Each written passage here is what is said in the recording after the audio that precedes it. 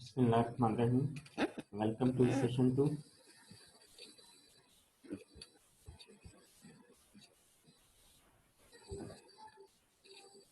Last session के अंदर हम एनालिसिस एंड सिंथेसिस को जो वो डिस्कस कर रहे थे और उसमें हमने बात की थी about arguments analysis. If a range of arguments is being analyzed, you will need to explicate the claim, data, and warrant for each argument. In this way, the identification of individual and similar elements in the range of items can be compared and contrasted. Basically, इसमें किसी भी point को अगर आप जो है वो address कर रहे हैं, चाहे वो कोई क्लेम है, डेटा है या वारंट फॉर ईच आर्गुमेंट, अब आप उसको एवेलुएट करेंगे बेस्ड अपॉन आर्गुमेंट. कुछ आर्गुमेंट्स उसके फेवर में आते हैं उन पॉइंट्स के, और कुछ जो है वो अगेंस्ट आते हैं. और बेस्ड अपॉन दोज आर्गुमेंट्स आप क्या करते हैं कि आप कंपेयर करते हैं, कंट्रास्ट करते हैं उन आइटम्स को. That is known as argument analysis. इसको हम डिटेल में जो है वो आने वाली स्लाइड्स में जो है वो अभी देखते हैं. अच्छा, सेकंड जो टाइप है systematic analysis. Systematic analysis is the kind of analysis in which we systematically evaluate the literature on the basis of key ideas, theories, concepts, and methodological assumptions, and the overall structure and format of the research work. यहाँ पर systematic की अगर आप बात करते हैं तो आप based upon some parameter, mean based upon idea, theories, concept, assumptions, structure and format of the research work आप जो है वो एनालिसिस परफॉर्म करते हैं. अब वन बाय वन जो है वो इन दोनों को हम देख लेते हैं. First one is a systematic analysis. Systematic analysis is a kind of analysis in which we systematically evaluate the literature on the basis of ideas, theories, concepts, assumptions, and structure and format of the research work. In systematic analysis, we can do the analysis of a single research work, but preferably we should go for comparative analysis of two or more studies on the same topic. Actually, being a CS students, हम जो analysis perform करते हैं literature का, वो लाई करता है systematic analysis के अंदर. वाई? क्योंकि हम अगर देखें तो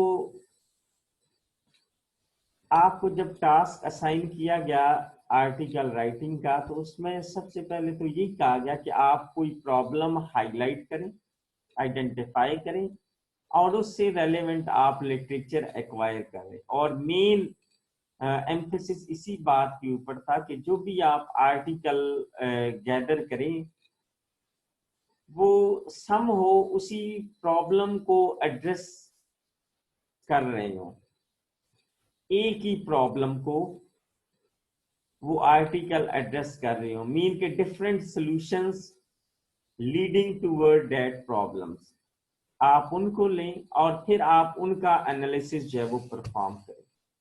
अच्छा, अब अगर एक ही प्रॉब्लम को एड्रेस करने के लिए 10 to 15 सॉल्यूशन प्रपोज किए गए, तो अब आप जो कंपैरिजन कर सकते हैं इसमें, उसमें सबसे पहले तो आप क्या करेंगे कि आइडिया क्या था इन तमाम टेक्निक्स का. assumptions क्या क्या ली गई, मेथोडोलॉजी कौन सी यूज की गई। जैसे आप खुद अभी देखते हैं कि एक ही प्रॉब्लम को अगर वो क्लासिफिकेशन प्रॉब्लम है तो उसको सॉल्व करने के लिए मशीन लर्निंग बेस्ड है वो टेक्निक भी अवेलेबल होती है और डीप लर्निंग बेस्ड भी जो है वो टेक्निक अवेलेबल होती है। डिफरेंस दोनों में कहाँ पर आ जाता है, दोनों में जो डिफरेंस आ जाता है वो आपकी मेथोडोलॉजी के अंदर जो है वो आ जाता है। सेकेंडली, जब आप बात करते हैं डीप लर्निंग की तो वहां पर अजम्पशन ये आती है कि आपके पास एनफ डाटा है, आपने जो नेटवर्क को ट्रेन करना है। जबकि जब आप बात कर लेते हैं मशीन लर्निंग भी तो वहां पर आप बेसिकली एनफ फीचर जो है वो एक्वायर करते हैं जो कि क्लियर कट जो है वो डिस्टिंग्विश कर रही हो उन क्लासेस को या क्लासिफाई करने के लिए वो सिग्निफिकेंटली डेट फीचर कॉन्ट्रीब्यूट्स। वहां पर आप फीचर बेस्ड बेसिकली जो है वो कर सकते हैं कंपैरिजन, या इवन दो जो डाटा यूज किया गया है, यानी कि आप कहते हैं कि बेसिकली जो एक टेक्निक है, फॉर एग्जांपल टेक्निक नंबर 1 है, वो डाटा सेट 1 के लिए अच्छे रिजल्ट्स दे रही है जबकि डाटा सेट 2 के लिए उसके रिजल्ट्स इतने जो है वो कोई अच्छे नहीं है। जबकि एक और टेक्निक है, हम कहते हैं कि उसने अच्छे रिजल्ट्स दिए हैं डाटा सेट 1 के साथ साथ डाटा सेट 2 पर भी, तो मीन के दोनों केसेस के लिए जो है वो एक्चुअली आउट परफॉर्म जो है वो कर रही है। तो सिस्टमेटिक के अंदर बेसिकली आप जो एनालिसिस परफॉर्म करते हैं उसमें आपके पास कोई एक की पॉइंट्स आप जो है वो ले लेते हैं, उसकी में क्या आ जाता है जी, आइडिया को आप ले सकते हैं, थ्योरीज को आप ले सकते हैं, कॉन्सेप्ट मेथोडोलॉजिकल अजम्पशंस को, स्ट्रक्चर को, या format of the research work, किसी एक के बेस के ऊपर आप जो है वो एनालिसिस जो है वो परफॉर्म कर लेते हैं। या आप इन सब को जो है वो कंबाइन भी जो है वो 2 और 3 पैरामीटर्स को आप जो है वो ले सकते हैं। अच्छा, जब आप बेसिकली जो है वो एनालिसिस परफॉर्म करते हैं तो उसमें मैंने आपको पहले बताया कि आप एक ही टॉपिक के ऊपर 2 और मोर स्टडी को अगर लेते हैं तो वो आपका बेस्ट जो है वो एनालिसिस जो है वो होता है।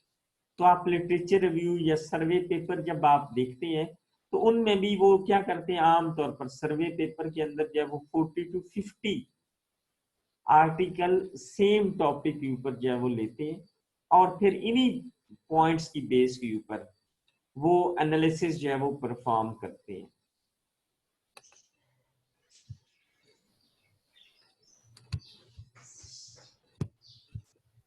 क्लियर हुई है बात आपको? नहीं?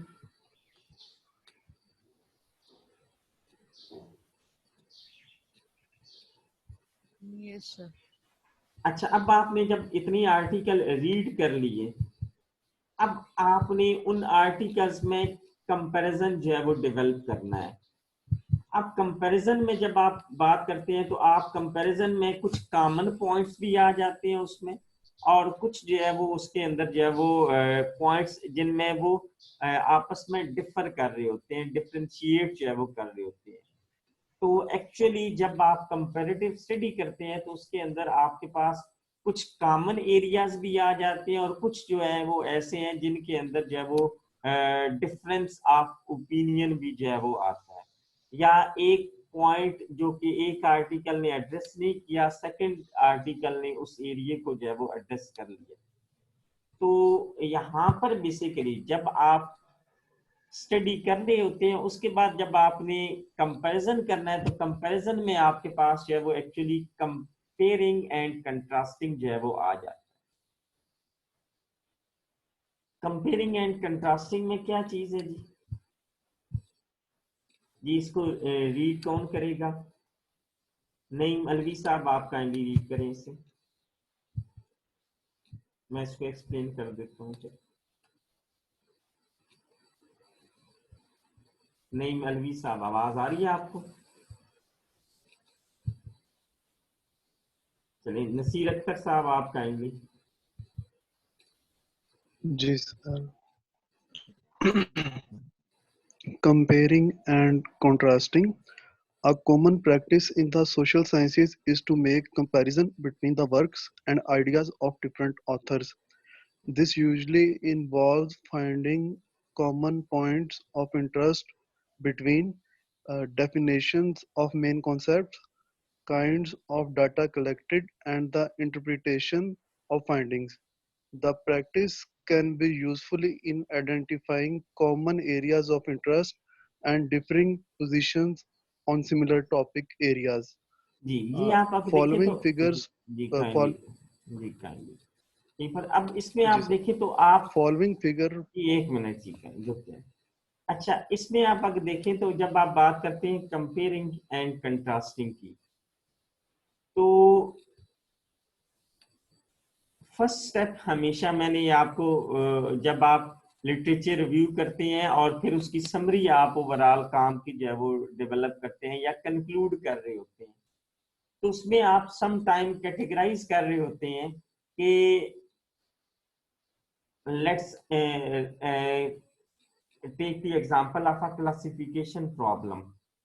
अच्छा, अब उसमें मैं कहता हूं कि एक हमने सिस्टम डेवलप किया जो कि एनिमल्स को जो है वो क्लासिफाई करता है,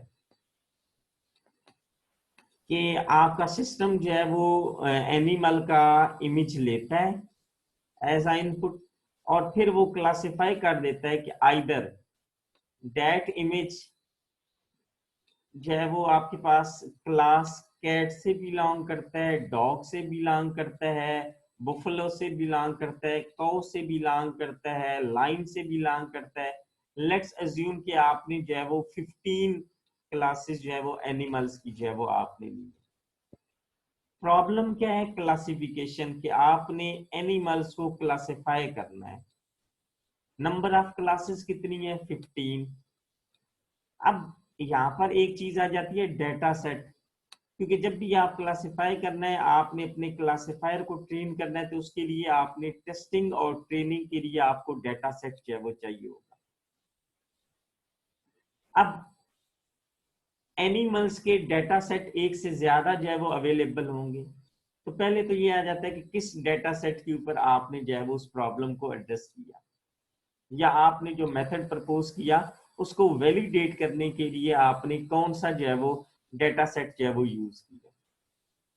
अच्छा, अब आपने लेट्स अज्यूम कि आपने डेटा सेट 1 जो है वो लिया और आपने कौन सी जो है वो डोमेन से क्लासिफायर लिया, आपने से मेथोडोलॉजी यूज की, वो यूज की आपने यूजिंग मशीन लर्निंग। अब मशीन लर्निंग जब आपने यूज करनी है तो उसमें फीचर आपने खुद से डिफाइन करने हैं या फीचर सिलेक्शन आपने खुद से परफॉर्म करनी है। अब कौन कौन सी फीचर्स आप लेंगे एक्चुअली जो कि सिग्निफिकेंटली कंट्रीब्यूट कर रहे होंगे क्लासिफाई करने के लिए एनिमल्स। अब तीसरी जो चीज आ जाएगी यहाँ पर, तीसरी चीज आ जाएगी कि आपने क्लासिफायर कौन सा यूज करना है। आपने रैंडम फॉरेस्ट यूज करना है, आपने स्पोर्ट वेक्टर मशीन यूज करना है, आपने आर्टिफिशियल न्यूरल नेटवर्क यूज करना है, या आपने जो है वो से फजी लॉजिक आपने जो है वो यूज करना है। आई अज्यूम दैट अगर आपने जो है वो टू क्लासेस ले ली है। अच्छा, अब यहाँ पर अब डिफरेंस कहाँ पर आ गया? यहाँ पर डिफरेंस आ गया जी आपके क्लासिफायर के ऊपर आके डिफरेंस। पहला डिफरेंस आया डेटा सेट के, डेटा सेट आपने मे बी डिफरेंट रिसर्चर्स ने डिफरेंट डेटा सेट यूज किया, प्रॉब्लम एक ही था। दूसरा डिफरेंस कहां पर आया? किसी ने डीप लर्निंग यूज कर ली, किसी ने मशीन लर्निंग।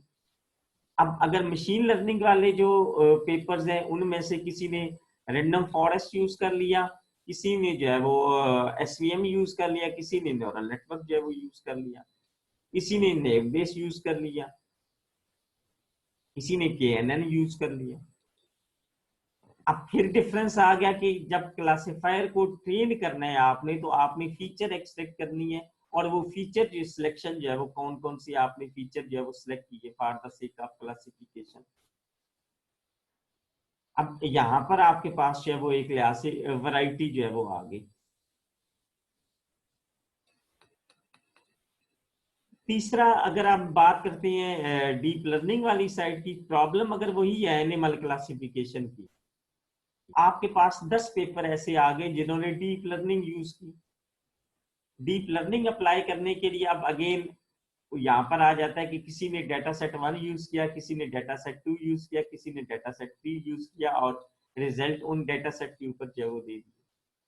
अब डीप लर्निंग में भी डिफरेंट मॉडल्स आ जाते हैं आपके पास। किसी ने योलो यूज कर लिया, किसी ने जो है वो इंसेक्ट जो है वो यूज कर लिया, किसी ने जो है वो कोई और जो है वो मॉडल जो है वो यूज कर लिया, इंसेप्शन जो है वो यूज कर लिया। अब यहाँ पर भी जो है वो मॉडल्स के ऊपर जो है वो डिफरेंशिएशन आ जाएगी। अब फिर क्या होगा कि यहाँ पर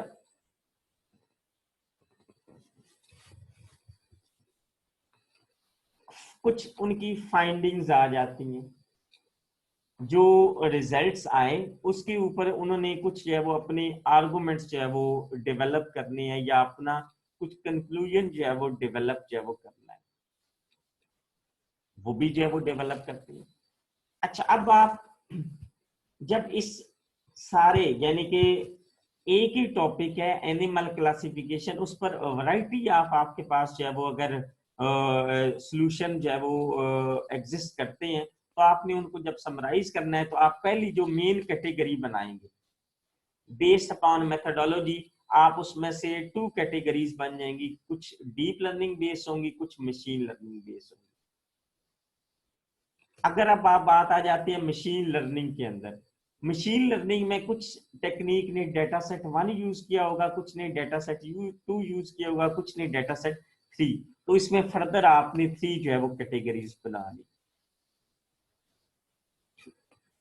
इसी तरीके से जब आप जो है वो बात करते हैं, फिर फर्दर उसके अंदर कुछ टेक्निक ऐसी होंगी जिन्होंने same set of same feature जो है वो यूज किए होंगे, उनको आप सेपरेट कर लेते हैं। जिन्होंने डिफरेंट यूज किए होते हैं उनको आप सेपरेट जो है वो कर लेते हैं। और फाइनली आप जो है वो फिर देखते हैं कि किन किन यानी कि उनमें से जो है वो आप जो कुछ पॉइंट्स हैं या जिनकी बेस के ऊपर आप उनमें कंपेयर और कंट्रास्ट जो है वो कर सकते हैं। तो ये आपके पास जो है वो जो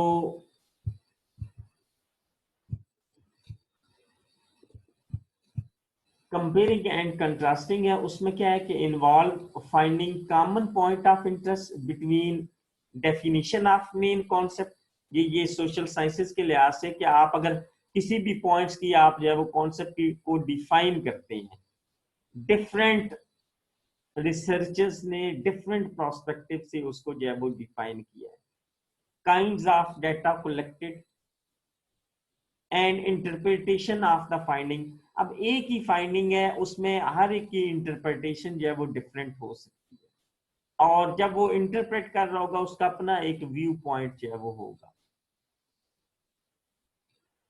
The practice can be useful in, अच्छा अब ये जो कंपेयरिंग एंड कंट्रास्टिंग की प्रैक्टिस है, that is useful in identifying common areas of interest and differing position on similar topic areas। तो इस तरीके से आप बेसिकली जो है वो न्यू हॉरिजन्स या न्यू डायरेक्शन जो है वो एस्टेब्लिश कर सकते हैं। इसमें किसी को कोई कंफ्यूजन है तो आप काइंडली जो है वो पूछ सकते हैं। अभी जो हमने एग्जांपल ली है, क्योंकि आगे अब मैं बार बार इसी को जो है वो कोट करूंगा एनिमल क्लासिफिकेशन की।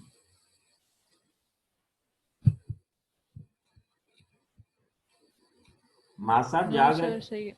महासाब जाग रहे हैं आप? Yes sir.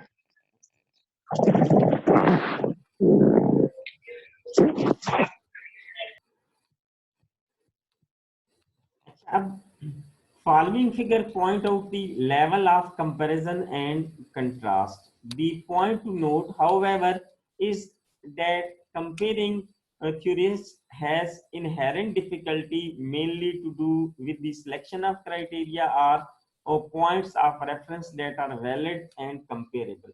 अच्छा, अब आप देखिए कि जब भी आप कंपेयरिंग एंड कंट्रास्टिंग करते हैं बिटवीन डिफरेंट टेक्निक्स, अच्छा अब उसमें बेसिकली क्या आता है कि आपके पास एक रेफरेंस पॉइंट जो है वो होना लाजमी होता है कि उस रेफरेंस पॉइंट को आप लेकर बेसिकली जो है वो कंपेयर कर रहे होते हैं। अच्छा, अब आप एक जो चीज यूजुअली देखते हैं कि जब आप कोई भी टेक्निक प्रपोज करते हैं उसके रिजल्ट्स भी आ जाते हैं, आप रिजल्ट क्लेम कर रहे होते हैं। जो कंपैरेटिव एनालिसिस का सेक्शन आता है आप लोगों के पास, आप कंपैरेटिव एनालिसिस परफॉर्म कर रहे होते हैं से एक्यूरेसी की बेस के ऊपर कि एक रिसर्चर ने एक्यूरेसी क्लेम की है एनिमल क्लासिफिकेशन वाला जो प्रॉब्लम था, उसने एक्यूरेसी क्लेम की है से 90%। से हम अभी एक एग्जांपल ले लेते हैं कि प्रॉब्लम वही है आपके पास एनिमल क्लासिफिकेशन, एसी हम उसको जो है वो ले लेते हैं, एनिमल क्लासिफिकेशन। अब एनिमल्स का डेटा सेट आपके पास जो है वो से डिफरेंट डेटा सेट एग्जिस्ट कर रहे हैं। से डेटा सेट 1 है आपके पास, डेटा सेट 2 है, डेटा सेट 3 है, डिफरेंट जो है वो डेटा सेट्स जो है वो अवेलेबल है। अब एनिमल क्लासिफिकेशन प्रॉब्लम को एड्रेस करने के लिए आई एज्यूम दैट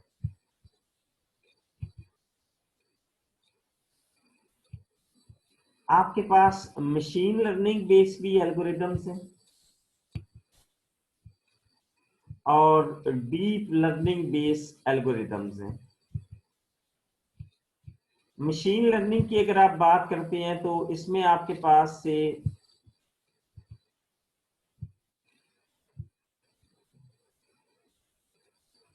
सॉरी ये पता नहीं क्या बात है,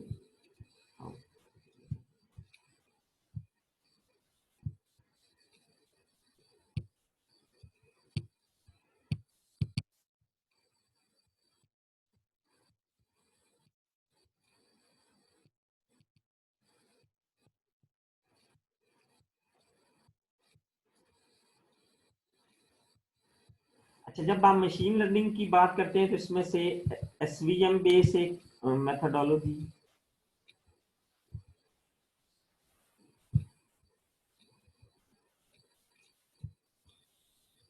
एक जो है वो आपके पास ANN artificial neural network base है, और से एक जो है वो रैंडम फॉरेस्ट बेस है। हेलो, अस्सलाम वालेकुम सर। जी वालेकुम आवाज सलाम। नहीं आ रही आपकी। बिल्कुल नहीं आ रही। हेलो सर, आ रही है आवाज आपकी? समटाइम ये एक नेटवर्क का इशू आ जाता है जिसकी वजह से। अच्छा, आप अगर डीप लर्निंग की बात करते हैं तो उसमें से एक ने जो है वो योलो यूज किया और सेकंड ने जो है वो इंसेप्शन मॉडल जो है वो यूज कर लिया। अच्छा, अब आप देखिए कि हमेशा कंपैरिजन जो होता है वो आपका एप्पल से कंपैरिजन होता है और ऑरेंज का ऑरेंज के साथ जो है वो कंपैरिजन होता है। ऐसा कभी नहीं होता कि आप ऑरेंज का मैंगो के साथ जो है वो कंपैरिजन जो है वो शुरू करें। तो से अगर हम कंपैरिजन करते हैं मशीन लर्निंग बेस्ड टेक्निक का, तो हम तो पहले तो ये करेंगे कि जो ग्राउंड पॉइंट्स हैं, बेस पॉइंट्स हैं, उसमें एक तो हम ये करेंगे कि ठीक है अगर हमने एनिमल क्लासिफिकेशन के ऊपर जो एल्गोरिदम 3 प्रपोज किए गए हैं, इन सब के हम डेटा सेट फॉर एग्जांपल एक ही होगा, से डेटा सेट 1 के ऊपर हम देखते हैं कि ये जो तीनों मेथोडोलॉजी प्रपोज की गई है, one based upon SVM, second based upon artificial neural network and third based upon random forest, इनके ऊपर क्या क्या एक्यूरेसी जो है वो क्लेम की गई है। से जो आपका SVM बेस्ड मेथडोलॉजी थी, उन्होंने डेटा सेट 1 के ऊपर 76% एक्यूरेसी जो है वो क्लेम की। जो artificial neural network based methodology थी, same data set mean data set 1 के ऊपर जो एक्यूरेसी उस एल्गोरिदम ने शो की वो से 80% मीन 80% जो है वो एक्यूरेटली एनिमल्स को क्लासिफाई कर रहा है। और थर्ड जो रैंडम फॉरेस्ट बेस्ड टेक्निक थी,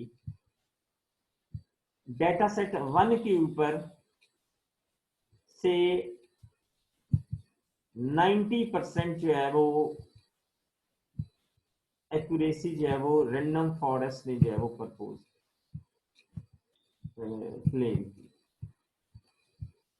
अच्छा, अब यहाँ पर अगर आप देखें तो शिजा साहिबा इसमें मुझे बताएं कि कॉमन पॉइंट्स क्या क्या हैं।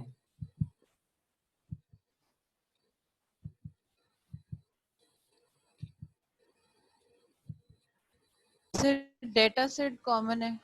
एक तो डेटा सेट कॉमन आ गया, सेकंड एरिया एक है, ML का डोमेन्स, उसकी अप्रोचेस डिफरेंट है बस। जी, वेरी गुड। बेसिकली एरिया भी सेम है, मीन आपने मशीन लर्निंग बेस्ड जो है वो मेथोडोलॉजीज है, और लेकिन जो टेक्निक है वो जो है वो यहाँ पर क्या आ जाती है, वो जो है वो डिफरेंट है। अच्छा, अब आप देखिए कि इसका जो मार्जिन ऑफ इम्प्रूवमेंट है, जैसा कि टेक्निक जो लास्ट वन है रैंडम फॉरेस्ट 90% के ऊपर है, तो क्या इसमें फर्दर इम्प्रूवमेंट हो सकती है या नहीं हो सकती? हो सकती है सर। जैसे कि 10% अगर अभी जो है वो हमारे पास मार्जिन है, तो हमारा जो रेफरेंस पॉइंट है, हम क्या चाह रहे हैं, हमारा गोल क्या है कि 100% बेसिकली आप जो है वो एक्यूरेसी अचीव जो है वो कर। अच्छा, ये बेसिकली आइडियल है, आप कह सकते हैं कि आइडियल जो है वो एक सिचुएशन है कि आपका जो क्लासिफायर है वो 100% जो है वो एक्यूरेटली क्लासिफाई कर रहा है, जैसा कि यूजुअली एक्चुअली ऐसा नहीं होता प्रैक्टिकली। अच्छा, अब आप देखें तो अगर सेम टेक्निक डेटा सेट 2 के लिए जो है वो अगर अप्लाई की जाए, सेम टेक्निक से डेटा सेट 2 के ऊपर जाए, जो रिजल्ट इन्हीं टेक्निक के हैं, अगर मैं उसको उसी सीक्वेंस में लिखूं, डेटा सेट 2 के लिए फर्स्ट मेथडोलॉजी ने 80% रिजल्ट शो किया, सेकंड मेथडोलॉजी जो कि ANN था उसने से 76%, और से रैंडम फॉरेस्ट ने जो है वो से 82% डेटा सेट 2 के लिए। क्योंकि नेचर ऑफ द डेटा जब चेंज होगा तो जो फीचर्स आप एक्सपेक्ट कर रहे होंगे वो भी डेफिनेटली जब वो वेरी करेंगे, क्योंकि फीचर्स आपने अगर डिफरेंट जो है वो चूज किए हैं। अच्छा हाँ, यहाँ पर एक और जो है वो इसमें डिफरेंस आ सकता है कि आपने जो फीचर सेलेक्ट किए हैं वो सेम है, लेकिन जब nature of the data change हुआ तो वहां पर जाकर जब क्लासिफायर की एक्यूरेसी जो है वो डिफर कर गई। अब यहाँ पर आप जो है वो अगेन देखिए, अगर सेम फीचर्स हैं, सेम टेक्निक्स हैं, लेकिन डेटा सेट जैसे ही डिफरेंट हुआ, तो आप अब देखें तो डेटा सेट 2 के ऊपर जो है वो SVM ने बेटर परफॉर्म किया एज कंपेयर टू ANN, जबकि डेटा सेट 1 के ऊपर जो है वो ANN ने बेटर परफॉर्म किया एज कंपेयर टू SVM। अब यहाँ पर आप जो है वो बेसिकली आर्गुमेंट देंगे कि वाई इज इट सो कि एक डेटा सेट के ऊपर एक मेथडोलॉजी आउट परफॉर्म कर रही है एज कंपेयर टू अदर, जबकि सेकंड डेटा सेट के ऊपर जो है वो जो वर्स परफॉर्म कर रही थी फर्स्ट में, वो सेकंड केस में जो है वो बेटर परफॉर्म कर रही है। अब यहाँ पर बेसिकली आर्गुमेंट आते हैं, तो उस वक्त जो आप एनालिसिस परफॉर्म करेंगे वो आर्गुमेंट एनालिसिस है। कोई कहेगा कि जो डाटा सेट 2 है उसमें से इल्यूमिनेशन कंडीशन, जो इमेजेस थे वो अच्छी इल्यूमिनेशन कंडीशन में नहीं कैप्चर किए थे, most of the images dark थे, जबकि डाटा सेट 1 में डार्क नहीं थे बल्कि हाई क्वालिटी इमेजेस थे, बेटर इल्यूमिनेशन कंडीशन थी, ब्राइटनेस उनकी हाई थी, उनमें नॉइज नहीं थी, जबकि डाटा सेट 2 के अंदर जो है वो काफी नॉइज इन्वॉल्व थी। तो उसमें आप जो है वो डिफरेंट एनालिसिस जो है उस केस में भी आप परफॉर्म कर सकते हैं। अच्छा, अब मेन की अब इसमें क्या होगा कि आप बेसिकली आर्गुमेंट देंगे, तो ओवरऑल अगर आप देखें तो आप क्या कर रहे होते हैं, किसी भी आर्टिकल के अंदर आप देखें तो एक कंपैरेटिव एनालिसिस का जो सेक्शन होता है वो मैंडेटरी होता है, ताकि आप अपने काम को कंपेयर कर सकें एग्जिस्टिंग मेथडोलॉजीज जो कि उसी प्रॉब्लम को एड्रेस करने के लिए जो है वो आ गए। अब यहाँ पर अगर देखें तो हम एक्यूरेसी देख रहे हैं खाली, तो एक्यूरेसी की अगर बात करते हैं तो डाटा सेट 1 के लिए रैंडम फॉरेस्ट जो है वो आउट परफॉर्म कर रहा है as compared to SVM and ANN. लेकिन अगर आप डाटा सेट 2 की बात करते हैं तो उसमें आप देखें तो although random forest outperform कर रहा है as compared to rest of 2 technologies methodologies, लेकिन उसकी एक्यूरेसी जो है वो 82% पर आ गई है 90% से।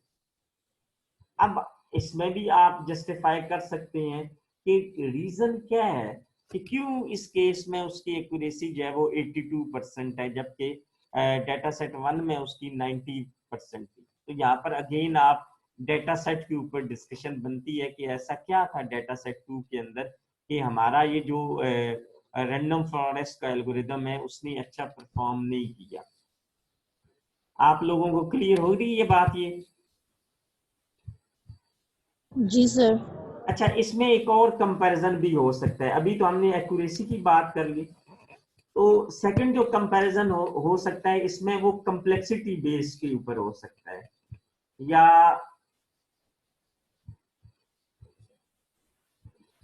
कंप्लेक्सिटी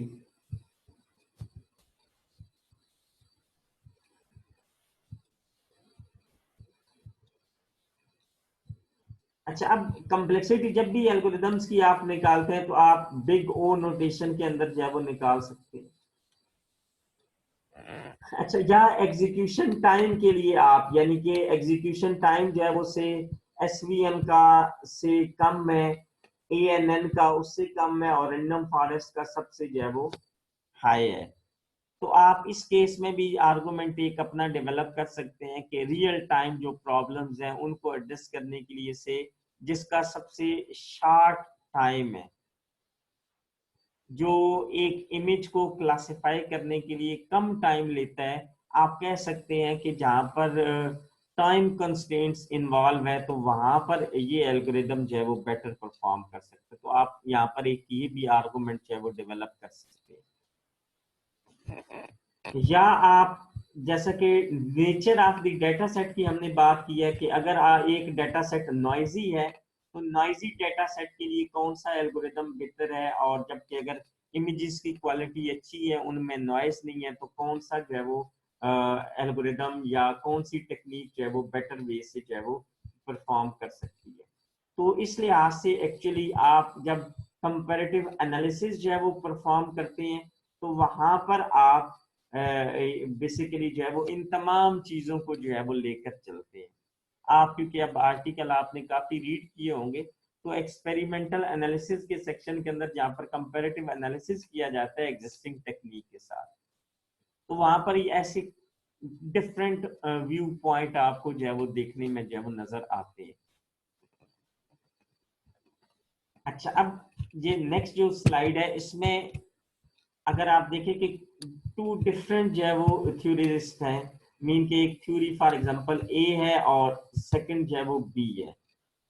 अब इनमें कुछ ऐसा कि टेक्निक्स हमने भी बात की थी, उन टेक्निक्स में भी कुछ कॉमन पॉइंट्स थे, मीन सिमिलर एरियाज थे, और कुछ जो है वो डिफरेंस जो है वो थे। तो यहाँ पर भी अब आप देखें तो आपके पास जब हम बात करते हैं comparing and contrasting graphical representation में, तो यहाँ पर अगर आप देखें तो दोनों साइड पर सबसे पहला जो कॉमन या सिमिलर पॉइंट है वो ऑन्टोलॉजी है।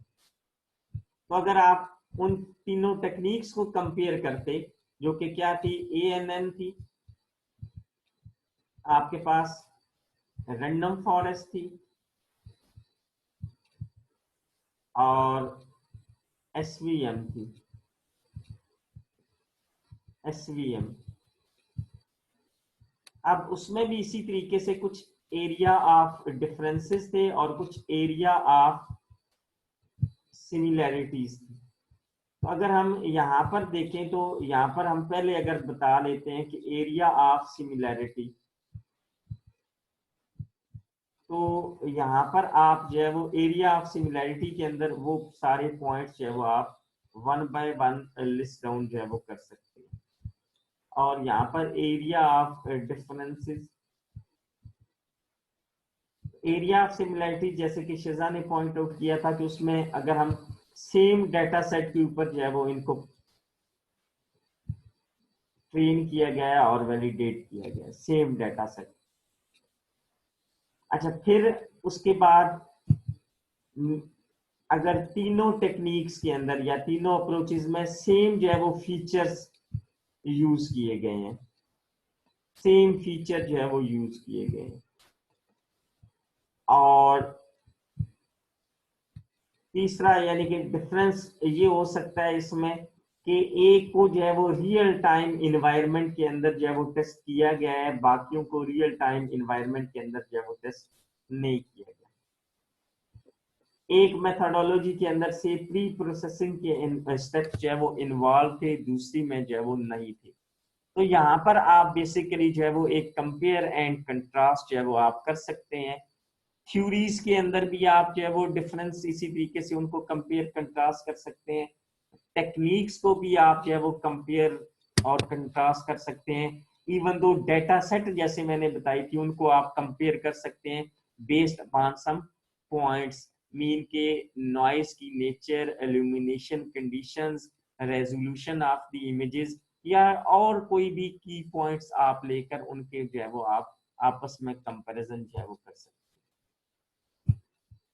तो इसमें कोई किसी के माइंड में कोई कंफ्यूजन है तो आप काइंडली बता सकते हैं, क्योंकि कंपैरेटिव एनालिसिस बहुत ही इंपॉर्टेंट चीज होती है जी। किसी भी आर्टिकल के अंदर कंपैरेटिव एनालिसिस अगर नहीं होता तो उसकी एक्सेप्टेंस के चांसेस कम हो जाते हैं, क्योंकि उसमें आपसे डिमांड की जाती है कि आप अपने काम को एग्जिस्टिंग